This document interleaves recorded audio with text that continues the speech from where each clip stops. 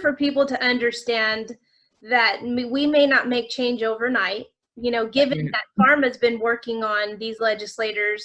You told me CMA has 30 people in that building every day. 30 lobbyists. So we were up against 30 times, 9 months, which is a lot of days for those CMA lobbyists to be spending with legislators. We came into the fight, 2 to 3 months ago. I don't know the timeline in terms of when the bill dropped. It dropped in October. It dropped in March, so 6 months. In March, and so really the fight escalated once it got through appropriations, or that first appropriations and health committee. So you were talking about 2 to 3 months of concentrated effort from groups that spontaneously formed, like PERC. We had people that, just parents like me personally, that got activated and went to my legislator for the very, very first time in my life. I sat down with, good for you. Never had done it before. I brought 15 parents with me. Yeah. So we all did this, and so what I want to know is that was not for naught, right? It was not for naught. So no. How does that actually now roll over into the next step? Yes. How do you see that threading into what we have to do next? Yeah. So I think we're actually in a forward momentum. I think we kind of exploded because the bill's passed and the governor vetoed it and blah, blah, blah, but it will settle back, it will settle. And I believe we are truly in a forward momentum. The fact that we had 15 Democrats abstain, huge win for us. I mean, it's interesting because we had the same number in 277. We had 46 votes for SB277. This year we had 47 votes for SB277. So the numbers look very similar. But if you break down Republicans versus Democrats, in 277, we had a lot more Republicans in the building.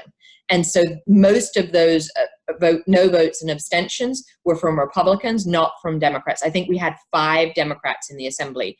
Don't quote me on this, but 5 Democrats in the assembly in SB277 that abstained or voted no on this bill. We had 15 this time. So that's huge momentum.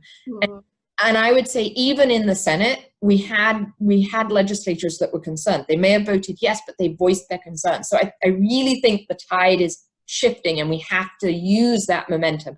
The one thing I would say is you will never, ever not know your legislator again.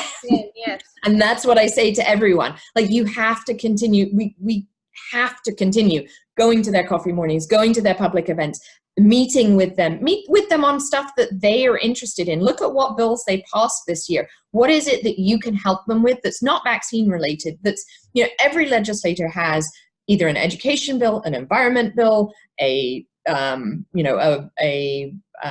healthcare bill, like something that fits into our vaccine piece of it, that if you go to them and say, this bill, it didn't pass this year, but I'm really interested in it. Are you going to run it again next year? Because, if you are, I'd really like to help you on, not on our bill, but on this other bill, so that you build that relationship with them. It means that when our bill comes forward, or if another bill comes, in the other direction, I don't think it will, but if another bill comes in the other direction, that you've got that place where you can speak to them. I mean, my senator, Jerry Hill, we do not see eye to eye on this issue at all, but he is completely open to me calling, setting up meetings with him, and he knows that he respects me. He said that, Christina, we don't see eye to eye, but you've always been professional, you've always been respectful, and we can have an open conversation about it. With SB276 passing, I said, I need to sit down with you. Please, can I sit down with you so that I can go through, what this actually means for my family. I'm going to take my family as an example,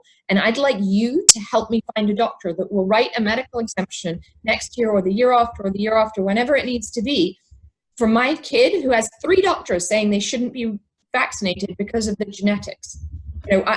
Please, what am I supposed to do? And he's willing to sit down with me. And, we don't see eye to eye. He's voted yes on this. He was not voting no on voting yes on it, that he, but that's the relationship we have to have with our legislators, because that's the way we move it forward. And so my recommendation is, if you've met with your legislator, or if you haven't, have to get in with them. And it's really, what's important is having a respectful relationship. Your legislator may not see eye to eye with you, but you have to be respectful and professional. You can't go, if you start yelling at them or pointing fingers in their face, it doubles them down on, I made the right decision to vote yes. Right.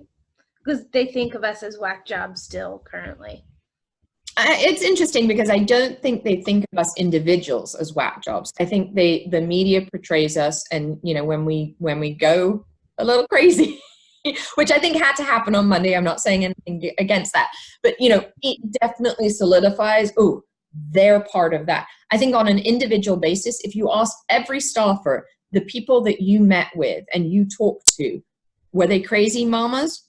Were they crazy anti-vaxxers? No, they were passionate, emotional, afraid mamas. That's who they are. And so I think that's what we need to continue to foster. We're not the crazy people. You know, there are very, very few crazy people in our movement. They're passionate, they're afraid, they're emotional, but we have to get that respect and the professionalism to our legislators because they're professionals. Right. Yeah. And you said something in a few things I've listened of yours saying, once we have the information, it allows us to calm down. Yeah. And to chart a course. And so speaking to a parent like me who's never done direct political work, I keep thinking, okay, I don't even like Bonta, right? The guy, I'm really mad at him for voting for this. He's never really voted for us. How can I now, and I've changed my party affiliation to Republican, and I let him know that. So now how can I go to his office and try and be chummy with him, you know, or try to talk to him? Where is the common ground? How do I find even one tiny little action that I can do to create common ground with him? So I think it's doing something similar to what I just suggested, which is taking your situation or finding somebody in your district that has a kid going into 7th grade and kindergarten in 2021. Right? So those are the kids that are first affected by this bill, by the contraindications in the CDC, you know, criteria. And they're going to be put in a database and they're going to be reviewed. And they can't find a doctor who will write them a medical exemption because their kid doesn't fall under that. And even if their doctor goes outside of that, they're going to have written more than 4, or they're not willing to write more than 4.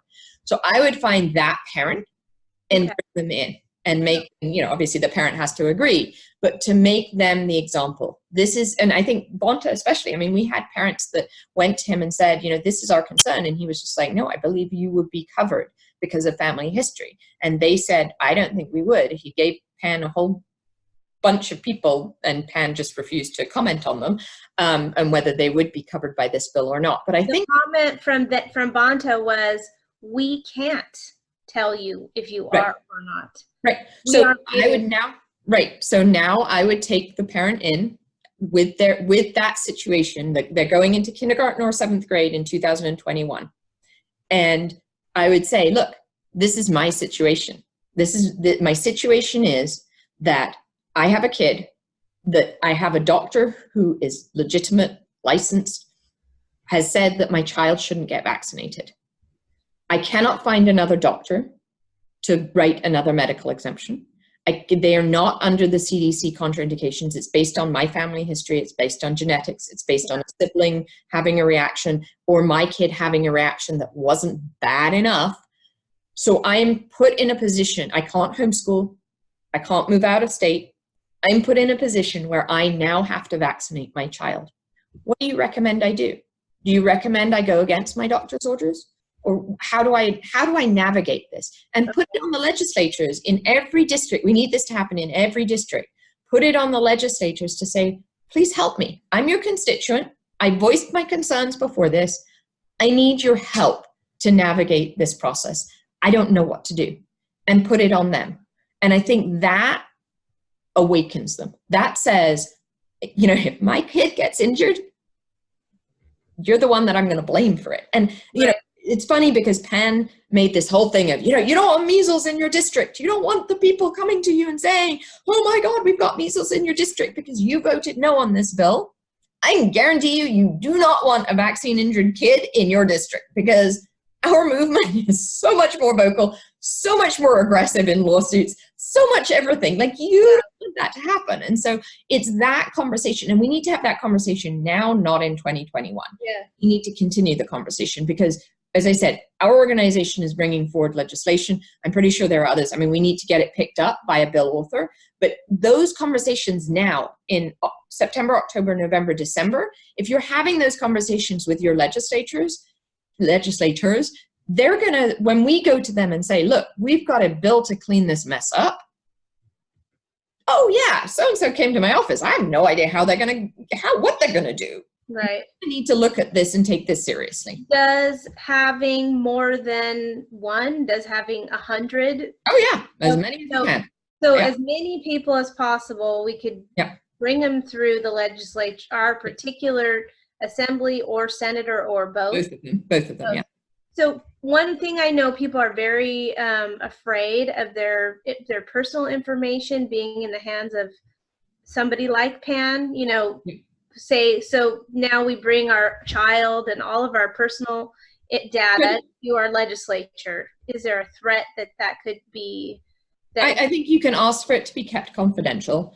I think you're not asking anyone to give their opinion on whether, they won't give, we know this, they won't give their opinion on whether you will be able to get a medical exemption or not.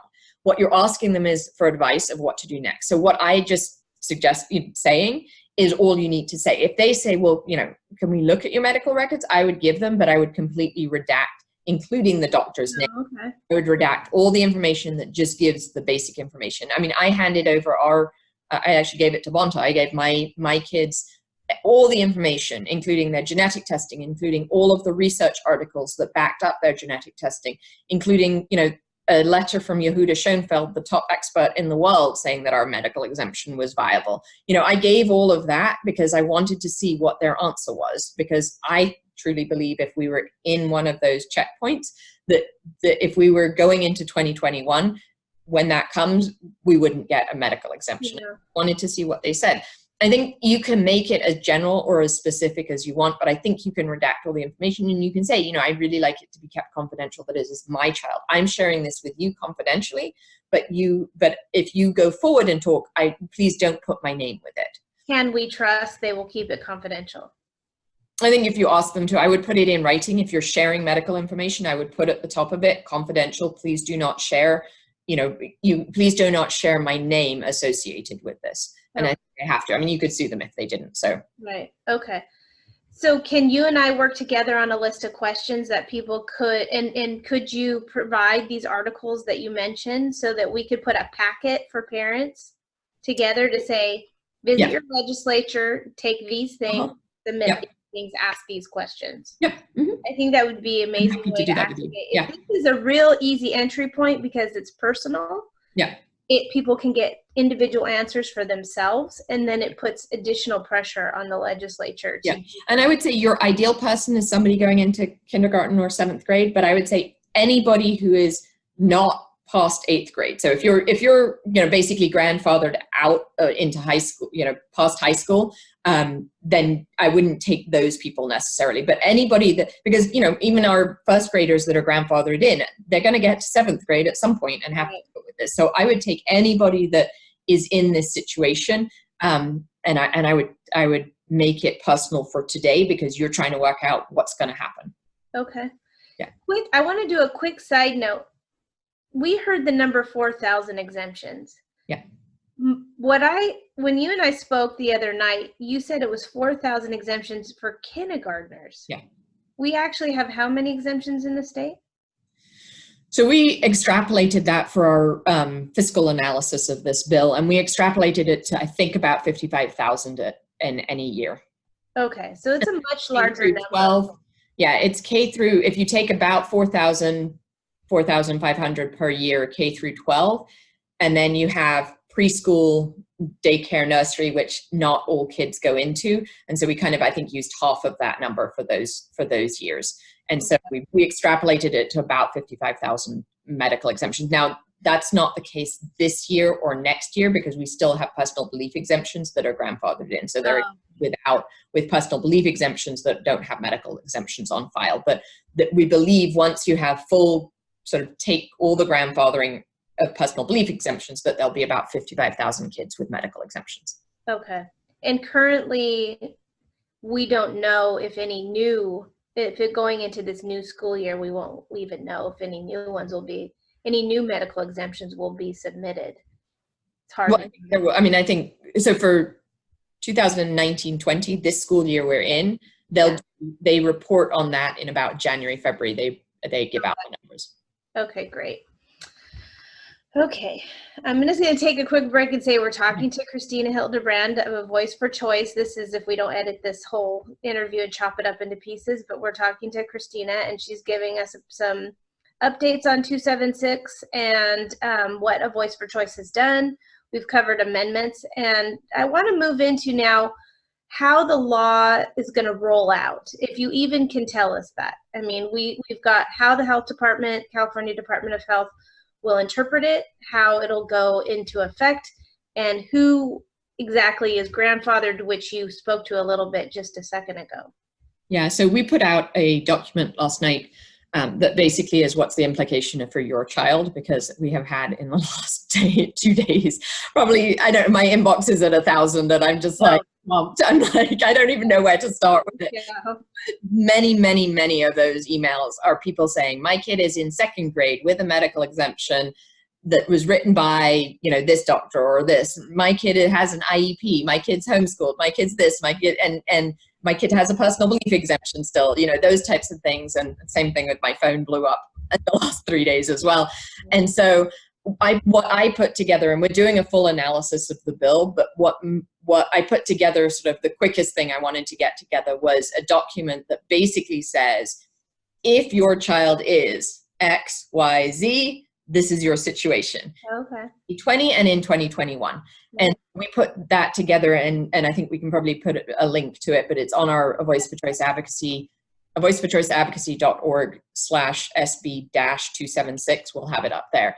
But we're putting it into a nice like picture format that it's not, right now it's just writing, because I just wanted to get people to be able to say, okay, I have a preschooler in 2020, this is what I need to do. I have a first, kindergartner in 2021, this is what I need to do. Basically, it falls into, in 2020, and it's very, very gray, because they basically added this date of 2020 in for the grandfathering, but everything else starts in 2021. So our 2020 is an odd year. If your child is in 1st through 6th grade in 2020, they can use their medical exemption that is dated before, that was issued before 2020. Then let's skip to, and the same thing for 8th through 12th grade. So other than the 2 checkpoints, kindergarten TK and entering preschool, kindergarten TK and 7th grade. 2021, those people still are grandfathered in, and only the checkpoint is TK, K, and 7th grade. And let me just come back to those checkpoints. Those are the checkpoints we think there are. There may be many more than that. So if you have a child going into TK, preschool, TK, K, or 7th grade in 2020, you need a medical exemption that can be based on the SB277 criteria, but it needs to be dated 2020. And that's, I will say, I should caveat this whole thing, disclaimer, this is our interpretation. CDPH can do whatever they want. I know.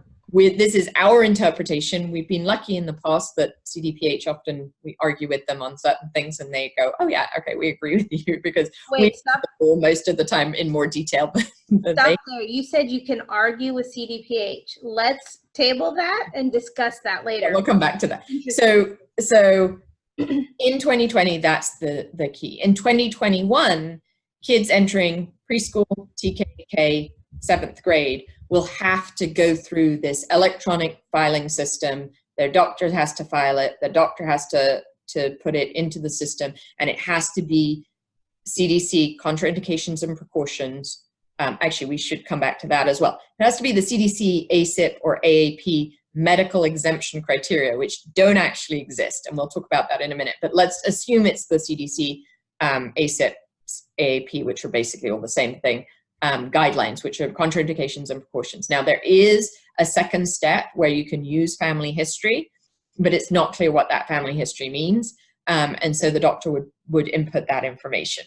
So there's a couple of things there. The CDC, ACIP, AAP recommended criteria for medical exemptions is the wording in the bill. None of those organizations have medical exemption criteria. What they have is vaccination guidelines. So a guideline of who to vaccinate is very different from a exemption criteria, a criteria of why not to vaccinate. Those don't line up. And we have asked the CDC, ACIP, and AAP if they will be producing medical exemption criteria in the next year. And CDC and ACIP said no. AAP gave us a very wishy-washy answer. And given that AAP was a co-sponsor of this bill, I would not be surprised if they come out with medical exemption criteria in the next year. And those will be used for this. And it may be that the other option is that CDPH says, oh, it's the guidelines that we're using as the criteria. That they can do as well. So either way, you've got this, it's most likely something that is not what we feel medical exemption criteria should be, because I'm pretty sure they won't include family history, genetics, and relevant research as options. I also don't think they will leave it up to the discretion of the doctor, because ultimately the CDPH can overrule this. So that piece of it is unknown exactly how that will work. My fear is that we don't have doctors that will write these medical exemptions or do the evaluations to begin with, because they don't want to be audited, so to speak, after they write 5 of them. Yeah, the 5 really makes any of that other stuff moot for any new ones. It's easier for them to say, I'm not doing any, than it is to say, okay, who are the lucky 4 in my practice that get a medical exemption this year? Yeah, and it's going to be immunocompromised with cancer. Yeah. Yeah. So if you have a current 7th grader in 2020, yes, what happens to them in 2021? We don't know. The same thing with a kindergarten or TKer. We don't know. From my interpretation of the bill, and this actually, it really comes down to, so there's another piece of the bill that says how they're going to assess the schools for this 95% or below level. So right now, kindergarten and 7th grade are the only years that that the schools report. The way the bill is written, it makes it sound like they're going to look at the overall vaccination rate for the school, which means that you're going beyond kindergarten and 7th grade. You're doing every single year. Now, for a school to report, anywhere from 12, 13 grades to, even the smallest school is 3 years. For them to report that information is a huge amount of work for the schools. So I'm not sure that they're going to change that. But the way the law is written is they could very well change it. They could do it as a cumulative process. Okay. In which case it's different. So if they are just keeping with kindergarten and 7th grade, I believe if you have a 7th grader next year that goes into 8th grade, same thing with the kindergarten going into 1st grade, that they will basically go with that grandfathered in lot. They have to have an exemption that's written, in 2020, but they would go with that grandfathered in lot and be fine. Can I ask you a question? How can you be grandfathered if you don't have an exemption that's even dated the 2020 date? Because if you are not entering kindergarten or 7th grade next year, you're grandfathered into those checkpoints with whatever exemption you had before. Right. So if they have if they're a 7th grader or a kindergartner or a TKer, yes, they have an exemption that's written pre-2020 and they advance next year to the next grade. Yes. And that exemption is going to be dated pre-2020. Right. So they have to get it. If you're going into kindergarten, TK, or 7th grade in 2020, you have to get an exemption that's dated 2020. But if they're going into 8th grade first, then they're grandfathered in. Okay. Got it. Thank you for clarifying that. It's very helpful. What was I going to say? I don't remember, but it'll come back to me. Okay. Okay. So you mentioned, and I really want to dig into this, is a Voice for Choice is argues with CDPH. Yes. We don't argue with them. We question them. So parents come to us and say, I was at my school, I handed in my medical exemption and they said it wasn't good enough. Or they said, like, this year we've had a lot of, and this is what I was going to say. So right now we believe those are the points of questioning. There is a question of when you get admitted to a new school. So right now, if you entered middle school at 5th grade or 6th grade, right now, the way CDPH interprets SB277 is that you can use that same medical exemption. It just transfers to the new school. You're good till your 7th grade checkpoint. Having said that, the way the bill is written and the way SB277 was written was the same way. So we're extrapolating from SB277 that this is the same way that CDPH will interpret SB276. But there is a piece in there that says every time a child is admitted to a new school, that will also become a checkpoint. And that's why in videos, if anybody's seen videos of me talking in the last 2-3 days, I said, there is a possibility that we now have 6 checkpoints. We have preschool, TK, K, middle school, 7th grade, high school. So we have 6. If you're in public school, you have 6 checkpoints. Yeah. Again, it would be a huge amount of work for CDPH to do that, to fit every one of those checkpoints, and for schools to fit every one of those checkpoints. But that's a place where we've had conversations with CDPH. So we had a school district up in the San Francisco Bay Area, close to where you live, yeah, decided that the checkpoint was no longer 7th grade because middle school starts at 6th grade. So they wanted all of their kids to have medical exemptions or be up to date with, and this was the personal belief exemptions that were being grandfathered, that should have been grandfathered to 7th grade. They were saying that, nope, you now need to comply by 6th grade. And we have a good relationship with the person at CDPH that deals with all of this. And the parent came to me and I said, this is what you need to share with the school. Go tell the school this. Here's the website, the CDPH website that says, nope, you can transfer from one school to another school, and it, transfers with you. Kindergarten, 7th grade are your checkpoints.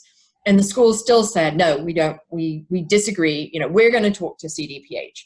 I then said to the parent, okay, I'm going to get in touch with my CDPH contact and just say, please, could you clarify this? And, they come back to me and they say, well, what school district is it? I'm like, this is the school district. They're like, okay. And then, suddenly a week later, the parent calls me back and says, oh, it got resolved. I don't have to do it till next year. Right, nice. So I wouldn't say we argue with them, but I think we have brought forward, and this happened more sort of the year after SB277 was passed, was that we would write to them and say, look, this is happening. This is the law as we read it, or these are the regulations as we read them.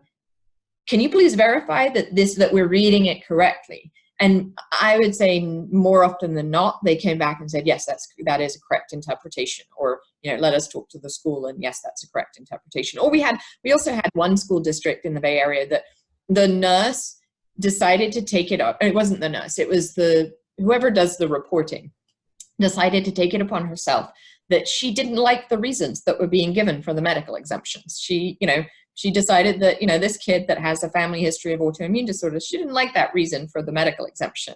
And so we had probably 5 parents in this school district that the nurse was saying, this isn't a good enough medical exemption. We were like, it's not up to you. And so I actually went in and talked to that nurse. Yeah. It wasn't the nurse, it was somebody who does the reporting. And I said to her, it actually isn't your place to judge the medical exemption. It could say the kid can't be vaccinated because they have green hair. And that's the reason the doctor is given. You don't get to judge that. You don't get to say it. What it has to have is a reason. You've got a reason on it. That's fine. That's the reason for it. You don't get to judge that. And so there are things like that our organization has done that really, we take a lot of calls and a lot of emails from parents saying, this is my situation. Please, can you help? And I would say 99% of the time we get it resolved in our favor. We get it resolved as we think it should. There are the odd charter schools that we've had issues with where they will not accept, they're homeschooling charter schools, and they will not accept anything but a medical exemption. The kid doesn't go into the school at all but because they're a public school, charter school, they're just like, we need vaccination records for you. And those ones we have, we have not fought with, but we've gone back and forth with, and some of them we just are not able to convince. And on those ones, CDPH is less getting involved, because they're just like, homeschoolers we don't have anything to do with homeschoolers. That's not part of our job. Yeah, right. Wow. Yeah. So there's a dimension of a voice for choice that supports parents. Oh, absolutely. Yes. Yeah. And doctors. I mean, I knew that about you guys, and I'm glad that we are talking, because we can let people know the full scope of what you do. It's very and I would say absolutely, with this 276, and I will say as I said, my email box right now is really, really full. But if you have a question on, and as you're going forward, if you have a question either on, will your kid comply? My first request is go to the document, what you need to do, go to the document that we put out. But after that, if you have a nuanced question, I'm happy to answer them. I'm also happy to, we have done a lot of helping parents find doctors. And I say this, it sounds like we're, helping the doctor shopping, which we absolutely are not. The number of doctors that are willing to do medical exemption evaluations are extremely far and few between. And so we help parents, guide parents to find that specialist for their child. It's just like, I equate it to, if we were a kidney foundation, helping kids with kidney issues, we may have a list of doctors that are kidney specialists in their area. That's how I equate it. Doesn't mean to say that these doctors are 100% going to give a medical exemption. They'll do the evaluation. They would before this bill passed. One of the things that I need to do this week is go back to all of them and say, what's your situation? What are you doing here? Right. But we can also help with that, and have been helping thousands of parents find doctors that are specialists that they can rely on. So, well, thank you, because that's a really huge service to the community and to people who have injuries that really need assistance. Yeah. Okay, so let me see. I just want to go back to my document and see where we're at. Laurel. Okay, so I wanted to kind of further talk about CDPH, because what you've said is a voice for choice has helped parents dialogue with them about their specific situation as it interacts with the school. Yep. Is there an ability to do this as the law rolls out, and to influence how the law rolls out? Yes, and we are trying to get a meeting with Mark Ghali, who is the Secretary of HHS. We will be in communication. I know Physicians for Informed Consent, Greg Glazer, is doing the same thing for their organization. It is very hard, and I'm hoping that we have the same success we did with SB276 versus SB277. As SB277 rolled out, we really wanted to be part of that process, part of the regulations process, and we were basically shut down. We were told, we will deal with this. I think this bill impacts a different group, and I think we have different, different relationships. I think this is not an argument of vaccinate or don't vaccinate. It's an argument of the process, of the medical exemption process. And so we are hoping that, for example, that we can get the doctors who write medical exemptions or who do medical exemption evaluations to be a part of that process.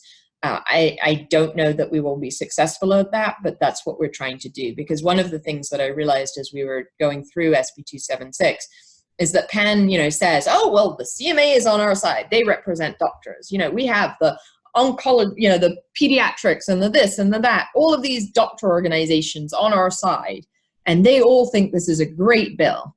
Well, I want to know how many of those doctors that he has on his side actually do medical exemption evaluations. And I would say it is very, very few, because we only have 4,000 medical exemptions a year. So, the number of doctors that do them is going to be small. So, I really hope that CDPH reaches out and agrees to meet with some of these doctors, and we're trying to facilitate that. Okay. So is there a public policy arm that says the CDPH has to do that? No. So the CDPH, what normally would happen with a bill is that once a bill's passed into statute, you then go into what's called the regulatory process. And the regulations are an extension of the bill of the statute that basically say this is how it's going to be implemented. And those actually for 277 were implemented, the regulations were implemented in July of this year. So it takes a few years to get that regulations process done. What that regulations process usually is, they create whatever they think the process should be. It's then posted to the public for public comment. They then take the public comment. If there's significant changes in the regulations, which happened with SB277, they then post it again for another, I think it's either 60 or 90-day public comment period. All of the public can input their comments, then they take it back, and then they finalize the regulations, and then they publish them, and then they go into effect, at a certain date. SB276, it was another of our huge complaints about SB276. Senator Pan took out the regulatory process. Oh, wow. Removed that public comment period. He said it was for expediency so that this bill could go into effect, ASAP. We believe it was, and yeah, it would have stalled it, but it took away that time for public input and public comment. So that's normally where the doctors would have given their input, where we would have given our input. Now it's completely up to CDPH, and we really hope that they do speak to those doctors, but they don't have to by any means. That's amazing. Yeah. Because who knew you could actually publicly comment on the implementation of 277? Yeah, not that they took any notice of our comments, but. Okay, well, still. Yes. To have that, there's so many nuances. It passes, people think that these bills get passed and that's where we actually have influence, but then it gets passed on to these agencies that really run the country. You have anything from the EPA, but we're seeing it here real time with CDPH. Like, they decide how the bill gets interpreted. And like we saw with Charity Dean, you have these actors in the back that have their personal opinions. Yes. And they're also organizing, like she did with the health officers, county, statewide. Yeah. So it doesn't stop at 276. No, it doesn't. And the one thing, the bill making process, it goes down into agencies. We really need to have some way of impacting, and I don't know what that way is. Yeah, it's very, very hard to impact government agencies.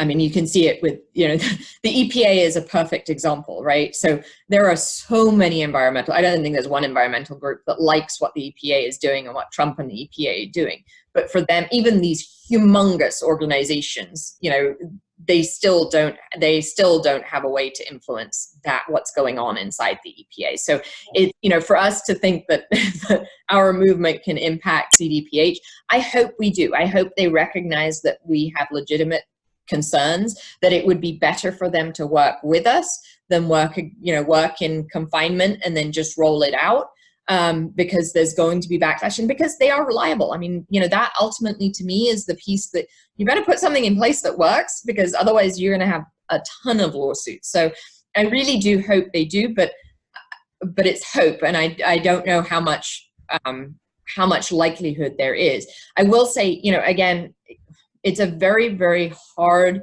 balance to take, because I really think that we have to be on a good working relationship with them, because they are the people that are implementing this. So for me, going to them and saying, you're doing all this stuff that's wrong, you need to blah, blah, blah.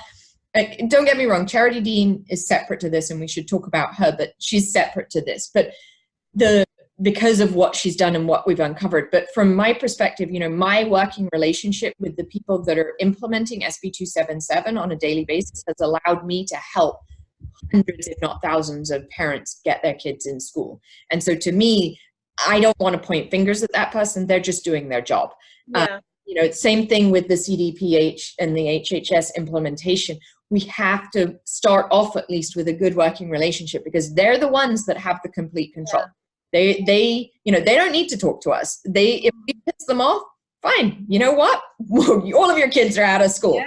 Power they have. And so, I think when we go into Charity Dean, I think she's slightly different, but from a perspective of outwardly attacking CDPH and HHS, I would say let's see what they do for us, because I believe it's in their best interest to actually work with us than work against us.